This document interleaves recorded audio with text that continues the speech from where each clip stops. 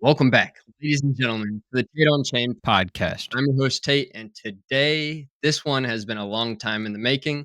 I have the pleasure of hosting Will, the co-founder of the most successful NFT project on Hedera, Dead Pixel Ghost Club. How you doing today, Will? I'm doing great, Tate. Thanks for having me on. Of course, it's truly a pleasure, and I applaud you on and your team on all the hard work you guys have accomplished so far. But let's start out with my favorite question to ask: Who are you, and what inspired the creation of Dead Pixel Ghost Club?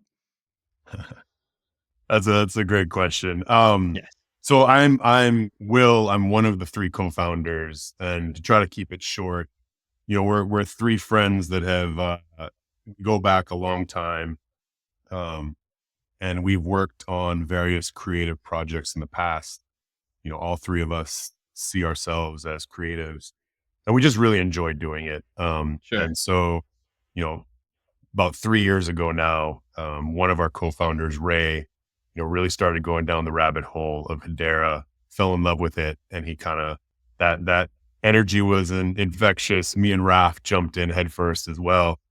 And the rest is history. It was before NFTs existed on Hedera, and we got to watch kind of the explosion of excitement once NFTs became a possibility on Hedera. And so it was just kind of perfect timing. The three of us were looking for something to get back together and work on. And, NFTs were something that we kind of fell in love with right away. So we're here now. Definitely.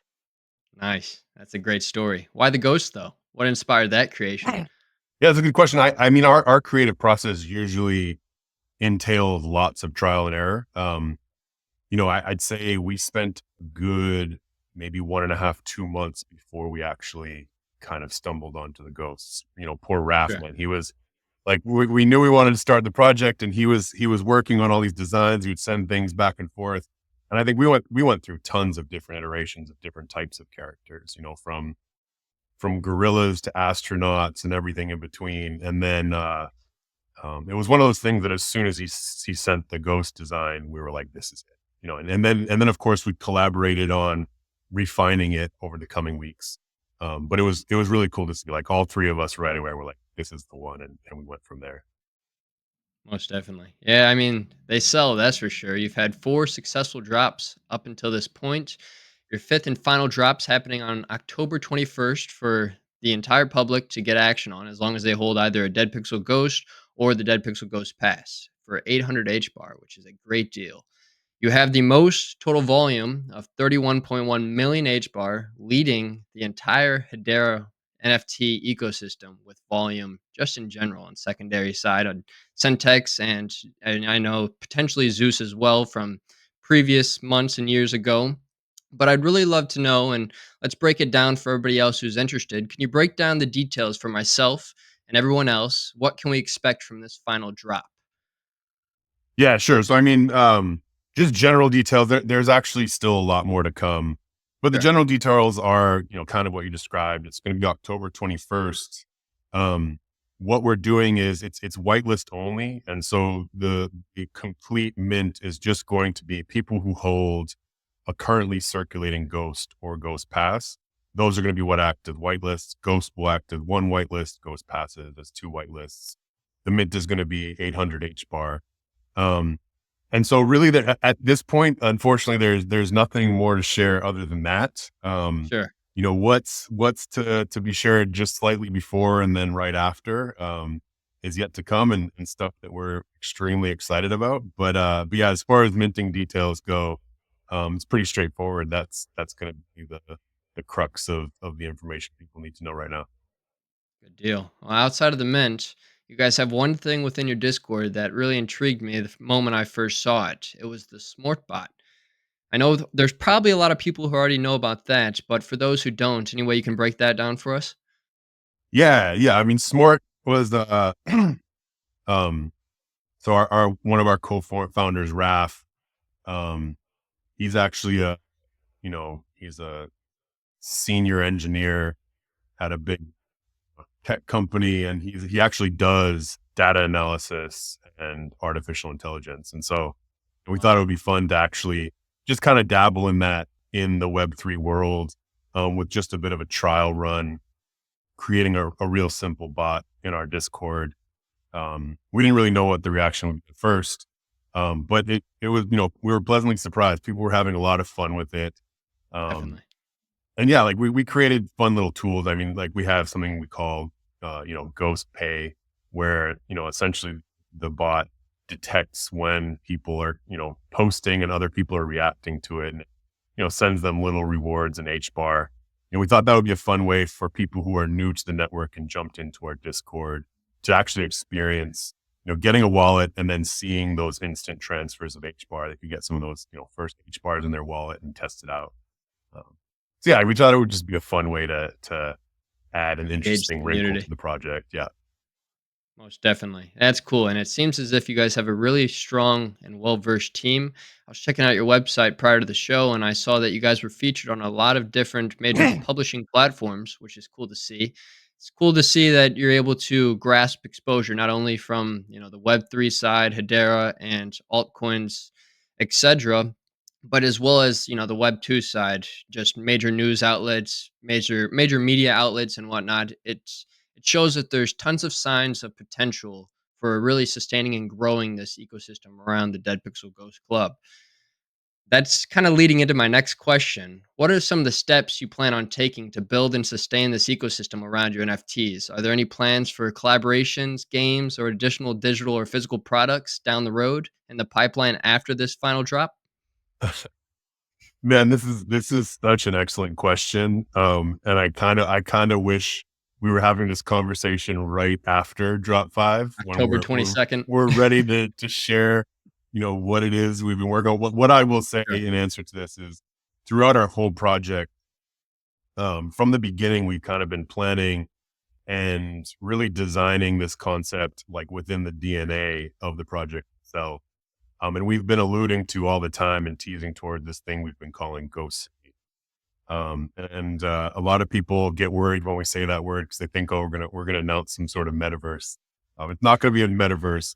But Sure. what I will say is it actually strikes at the heart of your question. It's been what we've been contemplating as, you know, at the heart of the question of what makes NFTs sustainable. What really drives people and draws them to NFTs? How can you create something where that exists within a project and an ecosystem perpetually? And so this is what we've been working on in answer to that question. And yeah, we're really excited to share it. And what I'll say is, it's something that we don't want to get too carried away with ourselves. Like we Sure. think it's simple, but we think it's going to be impactful. And I will say that I think that not just the Dead Pixels community will be interested in this and excited about what this could do for our project. I think the whole Hedera community will be pretty interested in what this actually does for Hedera NFTs and the It's gonna ecosystem be here in different. general. It's gonna be So, different than what um, we've already seen on Hedera, which is exciting to hear. I'm excited, that's for sure. Obviously, thanks, as a man. creative, like you mentioned, you've gone through a lot of adversity, highs and lows, being a creative as well as the rest of your co-founders. I'm curious to know now what have been some of the significant challenges you've encountered in launching and managing this collection, and how have these challenges really shaped the project's development up until this point? Yeah, that's another good one. I'd say the first thing that comes to mind is the adjustment that we went through very early on in the project. Again, you mentioned like we see ourselves as creatives. And I think one of the things that we feel like about this project is that we're doing this because we love doing this kind of stuff. Um, like it doesn't feel like a chore to hop on our meetings when the meetings are, in the evening and that alone, like this actually gives us energy. We love doing this stuff. And so one of the interesting things that happened is again, we're coming from a place where we've worked on creative projects in the past and had communities that we built around, that arc or those projects. I think there's a difference in Web3 and with NFTs where there's definitely a dynamic that you just can't deny where there's going to be a portion of your community that loves your work and sees themselves as collectors. And then there's a portion that is there for the fun of flipping and trying to stack those JPEGs to see what kind of profit they make. And that dynamic, I think, for people who see themselves purely as artists, and in this case, I'm referring to Raf, who is our lead Sure. artist. He really like on the team. I'd say like of all three of us, he's the most just pure artist. Like he's not thinking about the dynamics of NFTs and Web3. He's just there for the art. He's And so creating I to think that create. that was that. He's creating to create. That's all. That's exactly it. And so I think for him, like watching him go through the experience of, releasing art into the world and then coming to the realization that now there's a group of people who see this as something that they're going to potentially make money and have expectations based on that. That was a bit of a wake up call. And I think that was actually really good for us to experience early on because we had to kind of explore internally, okay, how are we approaching this? And ultimately we came to the conclusion that we really have to focus and see this project as an art-based creative project. And it's not one where we're trying to cater to people who see this as an investment vehicle. Because Of to course. us, this is art, this is a collection, this is a brand that we're building. And I think that's actually served us well throughout the last 2 to almost 3 years now. And the reason for that is I think when you focus, like you laser focus on your community that are genuinely interested and enjoy the art, enjoy the collection. Um, I think those are the people in the community that actually lead. And kind of even the people that are seeing things as, you know, financial vehicles, they tend to follow where the excitement is. And I think those true people who truly are collectors and love collections of various, projects on Hedera, they tend to get the attention in the community. And so I think, having gone through that early on, that served us well, that lesson that we learned real quick. Hopefully It's that cool. answers your question. It might have been Yeah. a little bit vague. No, no worries. I definitely answered it, and it's cool to see that, it's cool to, one, create a collection to start, and then see the different types of people who come along that journey and really, support in their own different various views. For Obviously, sure. like you mentioned, some are focused on solely supporting just the art because they enjoy the art. Others are trying to gain some sort of financial benefit from it, either be flipping the NFTs, acquiring as many as possible, and hoping to see that floor price rise. There's a lot of different variables that you really start to dissect and see the difference between who's in it for what. But at the end of the day, like you mentioned, it seems as if most people really just follow the train of excitement and not necessarily hopium, but more or less just I guess where the dopamine flows, pretty much, if that makes sense. No, it does. But It does. Yeah. sure. Awesome. Well, that's good to know. But on a more of a personal level now, how's your Yeah. perspective on digital art and ownership really evolved since starting this project? What's one thing that you wish you knew before diving into the world of NFTs and diving into the world of dead pixels? I gotta be honest, this question kind of has me stumped. What, how's my view on digital ownership evolved? I guess it's not that it's changed. It's more that I've just come to appreciate more and more and become more and more excited about the shift that is happening with now, you know, distributed ledger technology unlocking the ability to own digital art and collect digital art. I think what attracted me to NFTs real early on was the strong feeling that ultimately the major utility that I saw in art NFTs. Speaking specifically to art NFTs because there's a lot of NFTs that offer really interesting utilities themselves. But for art NFTs, the utility in itself is the fact that distributed ledger technology allows you now to own and prove ownership of this on your phone. Um, Good point. and that just opens up a world of opportunities. I mean, for the longest time, digital artists were struggling because what did it even mean to sell their digital art? Like people, like how do you send someone a copy of your digital art when anyone else can just right click and save it as well? Um, True. and so to me, like, yeah, I think just the time it's taken to grasp that, I just tend to get more and more excited about, the future possibilities. And I think the market is going to go through ebbs and flows as it matures. Like obviously there was an initial onrush of excitement, and we're, trying to think of what even is this thing, and things are just going up. Everyone's excited. But myself, I tend to believe when it comes again specifically to art NFTs, um, the market is going to mature and grow as more and more people come in and start to appreciate being able to actually establish ownership of their digital art. Mass adoption, baby. Yeah. Can't wait. It's Yes, just a sir. matter of time, that's for sure. Is there anything that you know now, though, Will, that you might have, wish you would have known at the inception of Dead Pixels that would have maybe changed or made Dead Pixels even better than they are today? Oh, man, it sounds arrogant to say no, but I think it's more that I just can't think of a great answer at the moment. Sure, I sure. would say that I think having a more firm grasp of what I described, that kind of has that understanding has developed over time. Having a more firm grasp of that from the beginning might have saved us from, certain decisions or things that we didn't start, trying to imbue in the project earlier on. Um, so yeah, I guess I'd just leave it at having a firmer understanding of that concept early on. I think definitely would have helped us in kind of modeling the way we want the brand and the culture to come across in the project. Would you have launched on any other DLT or blockchain if you would have known Hedera would be where it's at today? I think Hedera is quite successful so far. It's just, Yeah. a matter of time before more people adopt, non-fungible tokens on Hedera coming from, Solana, Ethereum, and whatnot. But have you guys ever contemplated launching on Solana or Ethereum? That's a good question. And it's something that I wouldn't say we've thought a lot about it, but it's a question that we get a lot. Um, Sure. and, I've been able to contemplate a lot on it a lot.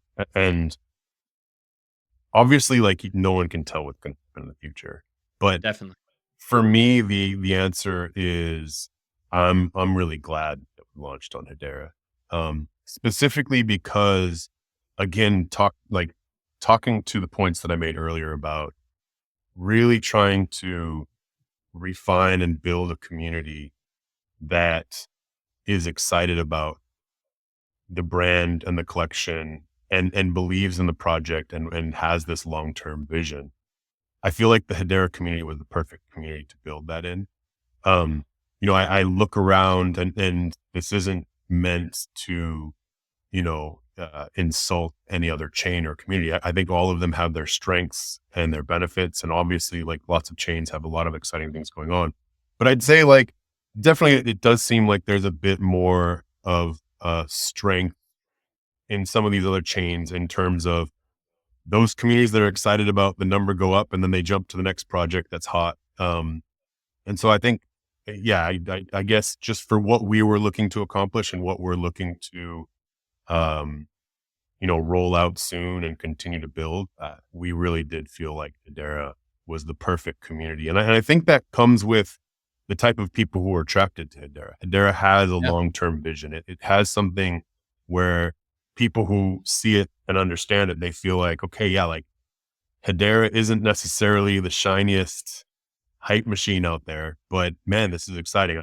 I could be here for a long time. And so I think that that has definitely benefited us for the model that we're going at. And I think it's been part of the reason that we've been successful is the type of community that's here.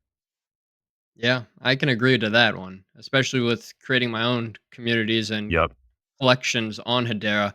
It seems as if the Hedera market's a lot more mature than a lot of other blockchains out there, like Solana and Ethereum. You seem to see a lot of like what you said bouncing around, and I hate to put it this way, but a lot more degeneracy on a lot of those other chains compared to a much more mature Hedera hash graph, in my opinion, of course. But outside of that, for anyone who's looking to start their own NFT project, is there any advice you'd give based on your experience to what's simply crucial for success in this space? That's a really tough question, obviously, because I mean, there's so many directions that people can go with the type of project that they want to build, and I think that the three of us we built the kind of project that like really fit with what we wanted to do, and so ultimately, the advice when people ask me, If there was one thing that I would tell them when they're kind of setting out, trying to figure out how to launch a project, it would be to really find a medium that you love, like something that you're actually passionate about. Um, again, like I champion and I talk about this art based NFT that we're building a brand around. Um, Simply because that's what we love, like that's what we want to do. But there's Yeah, so many different types of NFTs that can offer a lot to a community. But I think the important thing is not choosing the direction you want to take an NFT project because you think that's going to be the most profitable or the thing that the community right now is hyped about. I think in order to get that long-term success, it has to be something that you just naturally love because that's going to be what gets you up out of bed every morning to want to just go do it. Um, so, I mean, it's kind of a corny answer, but yeah, I mean, I think there's truth to it. Like you really have to have a passion for and love what you're doing. If you want to create kind of something that has long-term success. of course. Yeah, I definitely agree with that. I don't think it's corny at all. And I also think that, regardless of where you want to start an NFT collection or project on, whatever blockchain it may be, I think networking and resonating with the audience are two key components to really, finding your own sort of, I guess, your own path within your journey.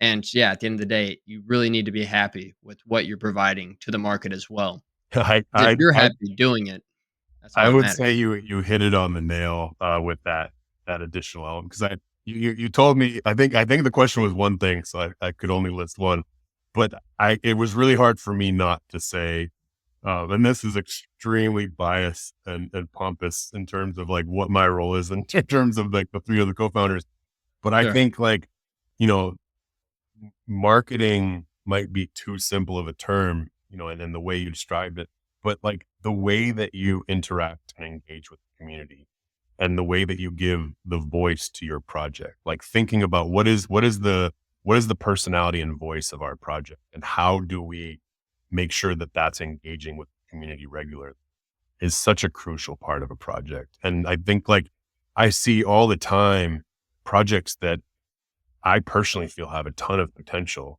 Um, but I think sometimes whether it just be experience or just because maybe it's just a single founder and they just don't have the time or, the luxury of spending that time doing that, marketing, which I guess should be really just more termed like community outreach in the Web3 space.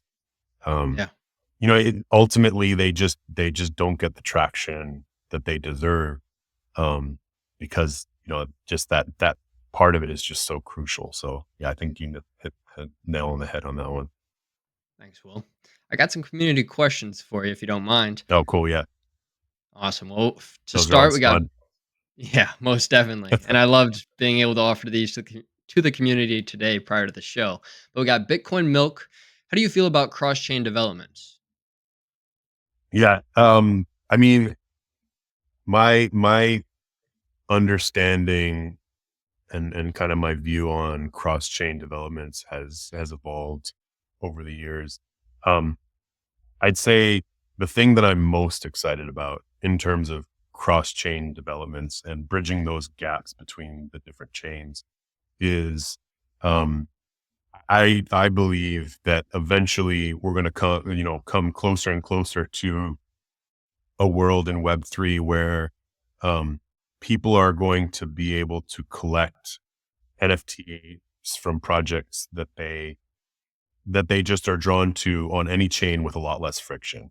There's going to be more Definitely. and more marketplaces that partner with the local NFT marketplaces that specifically lie on top of specific chains. Um, and so I think what's exciting to me about that is that's going to lead to a lot more discoverability. There's a lot of people right now that I believe might enjoy holding a dead pixel or any of these other projects on Hedera, but they don't really feel like setting up a new wallet and finding out Yeah. how to buy the H bar. And so these platforms that are suddenly going to make that frictionless and they can just discover they're going through tabs of, okay, here's the top NFTs on all these other chains and they can switch from tab to tab and say, "Hey, that looks pretty cool," or "This sounds interesting."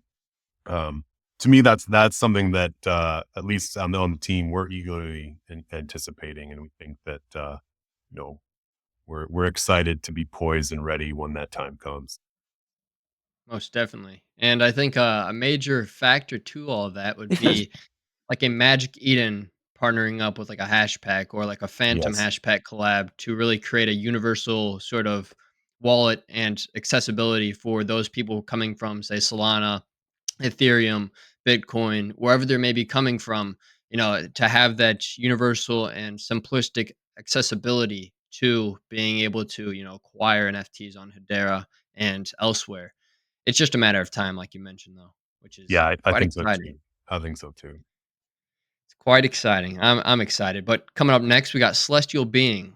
When is the first Ghost movie? That's what he said. It's funny, we get this question a lot, and my typical answer is that as far as RAF is concerned, it can't be soon enough. Um, I was kind of share the story that when we were starting this project, for Raf, his ultimate uh like sense of success would getting those dead pixels in the brand like onto like a TV show or something like that. To him, like that seemed like the most fun thing that we could ever do. And so Yeah. he said that he will always consider this project a failure until that happens. Um as far as the I'm personally concerned, I would say like that's probably something that's a much more future type thing that we can accomplish. Obviously, we still have an insane amount of growth to accomplish before that being a possibility. But with that said, obviously, I think that would be insanely fun. And I guess to not be modest here, I think that the ghosts and the brand would lend itself well to other types of media Yeah. and entertainment. So They already fit very well. Coming up next, we got Ruark. He's asking when merch. that's a very common Roar question. Yeah, so the answer I've given to this a couple times is now that drop 5 is coming up real soon, and we're going to be able to unveil, and roll out plans for Ghost City. Um, the merchandise side of things is gonna fly way up the to do list. So, watch this space, I guess. Nice. That's exciting. I love some good merch. And shoot, if once you guys release it, I'll definitely be buying some to wear on the show. That's for sure. Thanks, We got man. BZ up next. He said, "What will happen to the ghost passes after the final drop 5 is minted out?" Yeah, I mean that's obviously another question we get a lot. Yeah. We kind of just have the standard boilerplate response to that, just because that it's tricky. We with the project we always try to walk that fine line between helping people understand what our vision is, but also just not promising things in the future that aren't actually ready. It's a Um, smart approach. and with ghost passes, we've always just said like, ghost passes were gifts that we gave out to the community when we launched the project. Um, and we've always said like we don't want people to have expectations of those. And so we said, when we have ideas or fun things that we can do for them, we will do that. But overall, like we wouldn't suggest people see them as something that they should buy because there's a promise attached to it in the future. When we announce something, cool, like, we think that could be a fun thing that the ghost passes do. But yeah, we would just usually suggest, don't buy them for anything other than what they have attached to them right now. And right now that's, the 2 white lists that we've given them.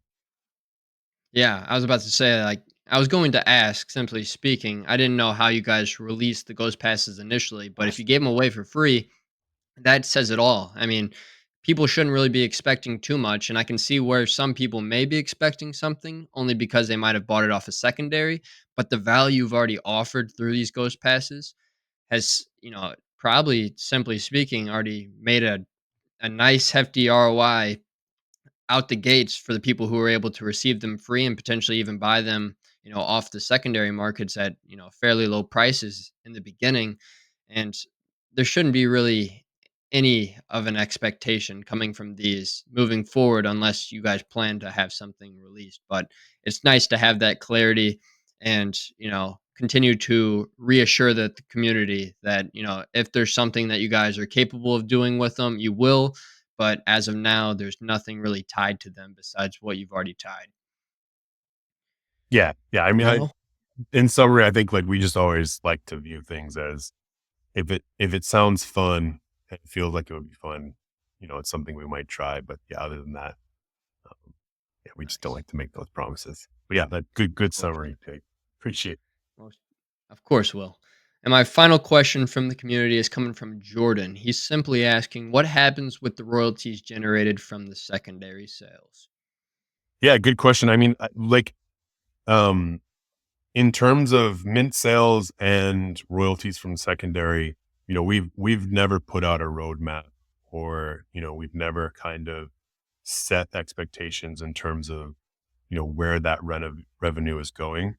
Yeah. Um, the only thing that we've ever said to people, and I guess to back up, the reason for that is I think again, expectations I think can sometimes ruin a project. Our aim has always been, or our mode has always been, that we're not going to tell people what we're going to do. We're just going to show them what we do, and we're going to, we recognize that like trust isn't something that you can just gain and have forever. You have to continually earn that trust.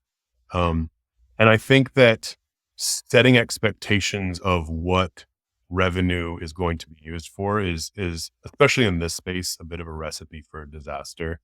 Um, so I think that it's something that we've never said like we're getting this revenue, this is what it's going to do, and then this is what that's going to accomplish. Um, again, like going back to also setting, what is our project about? It's an art based brand and community. So I guess now fast forwarding to what I was going to say, the only thing we have ever said is that one of our dreams and like one of the goals that we have is we would like either some of us or all of us to be able to someday, you know, quit the jobs and really sink our teeth into this full time. Um, so I guess I'll leave it at that. That to me is the ultimate goal. Yeah. I couldn't agree more with that. And I Yeah, think anybody who's building in Web3 has that same exact vision and of goal as course. well. It It's a is the beautiful dream. goal, It is the especially dream. for creatives. Yeah, That's of for sure. course. Well, creatives and anyone building, like you, like Yeah. this stuff is infectious. Once you start, like like you have a project. Once you start, like getting into it and the gears start turning, it's hard. It's hard to turn it off. Like and having to switch off your brain and switch back to the day job is sometimes excruciating. It's painful, but it's reality, Yeah, that's unfortunately. right. But wouldn't you say that everybody in this space who's building some sort of product, would be considered arguably a creative? Oh yeah, for sure. No, I think that, so when I say we all see ourselves as creatives, again, Raf is the lead artist. When it comes to actually putting the pen to the paper, me and Ray give a lot of insight, and we'll give, we'll work on designs together. But I use the word creative because I don't see myself as an artist. Yeah, I see myself as, my the skills that I see myself bringing to the table is marketing, branding, and growth.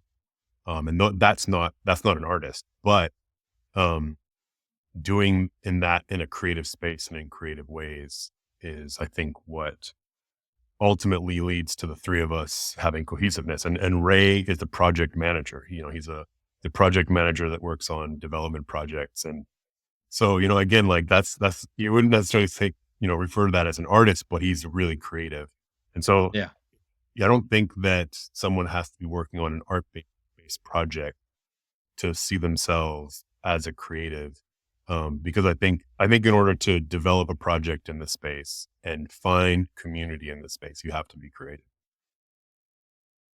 Couldn't agree more. Well, very well said, and thank you for answering all those community questions. Yeah, for sure. Those are My insightful. personal last question for you is, what excites you the most heading into 2025 after a very successful final drop 5? Oh man, how much time do you have?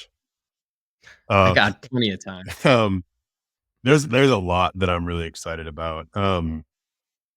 I think one thing is, uh, again, like we don't like to think of this project in terms of, you know, the financial movements in the space. Um, but with that said, we we launched this project at essentially going into the bear market. It was like the beginning of the bear market when we launched this Yeah, project. And essentially, we've grown up in the bear market. Our community has formed and developed throughout that brutal bear market. Um, but at the heart, like of what we're trying to do is we're trying to grow a community. We're trying to grow a project to bring more and more entrants in because we love this space of digital collectibles. And for that to continue growing, you naturally want to continue to grow that community, not just the Dead Pixels community, but you want to see the digital collectibles community grow. And so, understanding that this space is cyclical and that there's going to be times when there's a bear market and then there's going to be time when there is growth and expansion. We're excited about whether or not that comes in 2025 or beyond. When that sure. time comes, we're really excited and we feel like we're prepared to really capture and bring in a lot of new entrants into this space.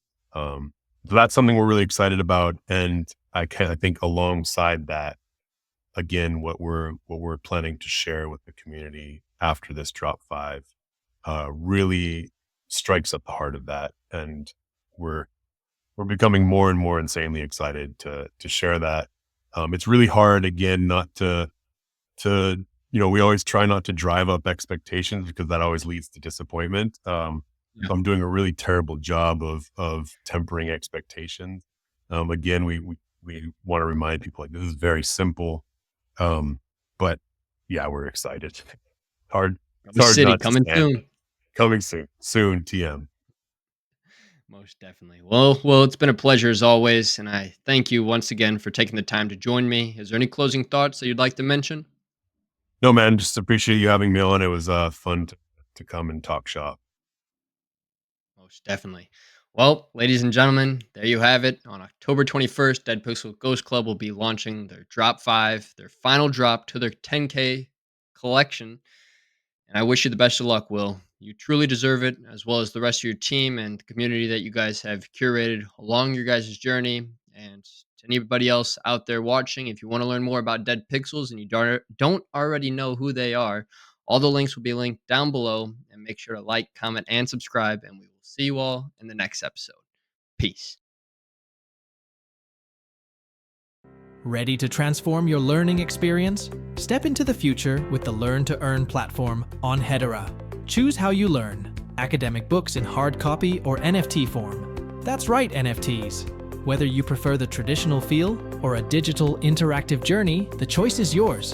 Dive into the NFT, not just for the book, but for all the tools you need for success.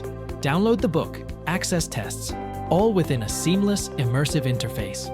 Forget traditional logins. Simply scan the QR code, connect to our platform, and start your Learn to Earn journey. Pass your tests and watch your success turn into real rewards with Gcoin, our exclusive digital currency. Imagine learning at your own pace, acing exams, and reaping tangible benefits. It's not just education, it's a transformative journey towards success. Join the future of learning at gilmore-estates.net. Scan, learn, earn. It's that simple, and it's revolutionary.